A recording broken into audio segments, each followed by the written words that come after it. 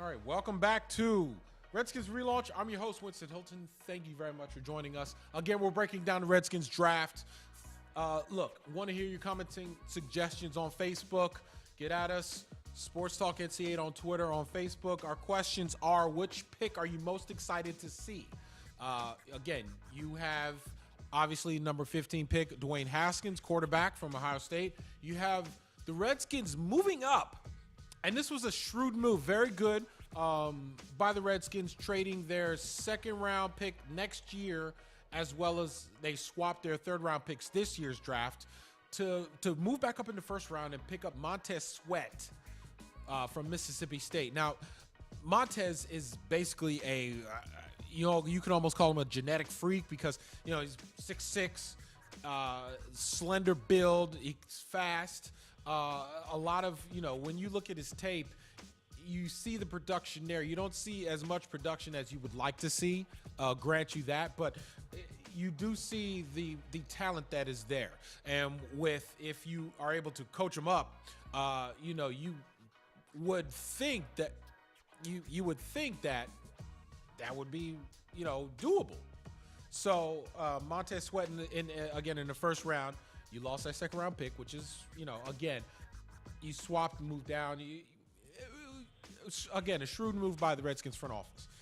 Then you had Terry McLaurin, a receiver from Ohio State, which, truth be told, a lot of people are talking that he's a good player, very heady player. He's got speed, but more importantly, he blocks.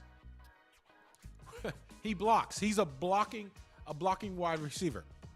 Redskins haven't had one of those since maybe Michael Westbrook. No, Michael Westbrook had the body to block, but did he block? Then later on, they picked up Bryce Love, the running back out of Stanford, the Heisman runner-up, Bryce Love. I'm actually interested in seeing how he does for the Redskins. Now, mind you, Love was injured in December, tearing his ACL, so he's not going to play. He's not going to play in training camp. He'll be, rehabbing in training camp. He'll be rehabbing during rookie mini camps and OTAs and this, that, and the other. He probably won't really see the field as far as like strong practices are concerned, like intense practices are concerned for him, probably until November, December. Okay, or November. Let's just say November. 11 months to recover from an ACL tear.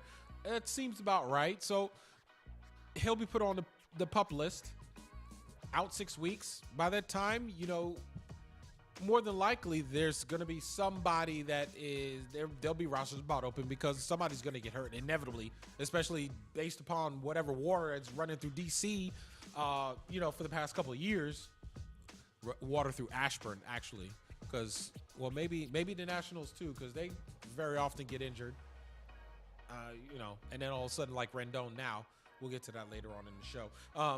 But regardless, Bryce Love won't necessarily be available until November anyway. So it might be a great pickup, not necessarily a project, but you just have to be patient with him and wait in order for him to get healthy. Don't rush him back. If you don't play him this year, that's totally fine as well, because guess what? Adrian Peterson is a 2-year contract with the second-year option, okay? Geis has not even played after tearing his ACL last August, so he's going to need some time to get back. You have Chris Thompson, who is on the last year of his deal. Things might shape out where no telling what Rob Kelly and Darius Geis and, whatever. We might be in a position where we don't necessarily need to see Bryce Love this year, which was not a bad thing. Not a bad thing at all. Okay, so you have Bryce Love. Then you have the two linemen that they took, the one from Alabama, Pierce Bacher, and the other one from who's the other draft pick there, Mr. Derek? Wes Martin, that's right, from Indiana.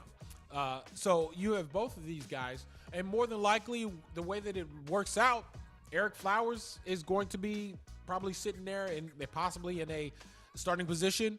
One of those rookies could come in and fight for a spot day one.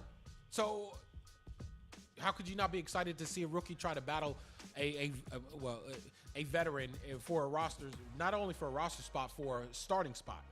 So we'll see exactly how that turns out. Let's see. After that, you have the two linemen, and you have Cole Holcomb, the linebacker out of North Carolina, who apparently is a speed demon. He's sort of like, if you want to call him like a Luke Kuechly or even a Thomas Davis down in Carolina, since he is from Carolina. One of those speedy inside linebackers who's heady and knows the game. You could be excited about that as well. So that's another pick. Then you have Kelvin Harmon, the receiver out of North Carolina State. Two North Carolina's guys back to back.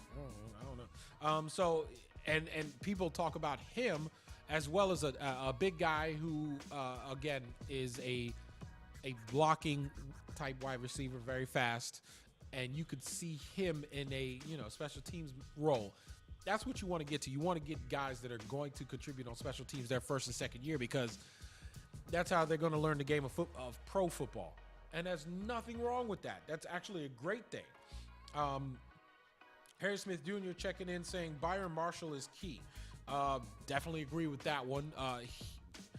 Now look, he's got to be on his last leg. I'm not blaming him for the Alex Smith injury, but he was the blocking back on that play where Alex Smith shredded his leg. So we'll see exactly what happens there. But he definitely needs to show and prove this year. I know he's a Jay Gruden guy, but he's got to have some type of production. Get him on the field, see what he can do. If not, then you got to cut bait and roll somebody else. You're going to have to.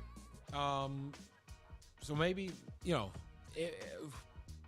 luckily, if things turn out the way that they do, you don't even need him. You have Peterson and Geis running ramshot on everybody in the league. That'd be great. Again, question is who is your favorite? What Redskins pick are you most excited to see coming up? All right, so wanted to get some of your thoughts on some of the grades. Obviously, a lot of the analysts are talking about A's and A pluses, and there are some B pluses and things like that. But what are your grades? I know Ben Standing from NBC Sports Washington, he almost got the whole first round correct. I mean, if he wanted to, we need to go to National Harbor, MGM MGM National Harbor. We need to take a trip, bro. We need to go ahead and go over there. But he did quite well. I think he was one of the bigger journalists that actually had most of those picks in the first round correct. So kudos to you, hat tip, Mr. Ben Standing, for pulling through on that. But again, you had many analysts: Mel Kiper, Stephen A. Smith, McShay. You had so many national analysts who normally dump on the Redskins. Give them a great draft grade. I mean, it's good to hear. You want to hear that more often. Now we just got to figure out whether or not the coach is going to be able to put them in the position to play. That's the about fourth time I've said that in the show tonight. So hopefully that does happen. Again, want to hear your Redskins draft grades. I'll get to mine later on in the show. All right, so let's do another tease. We're going to talk about the Redskins and the pre-draft reports about Snyder and taking over the first round of the draft. We'll also talk about the rest of the NFL schedule, where it lies out, and where Dwayne Haskins might start. This is Redskins Relaunch. I'm your host, Winston Hilton, and we'll be right back.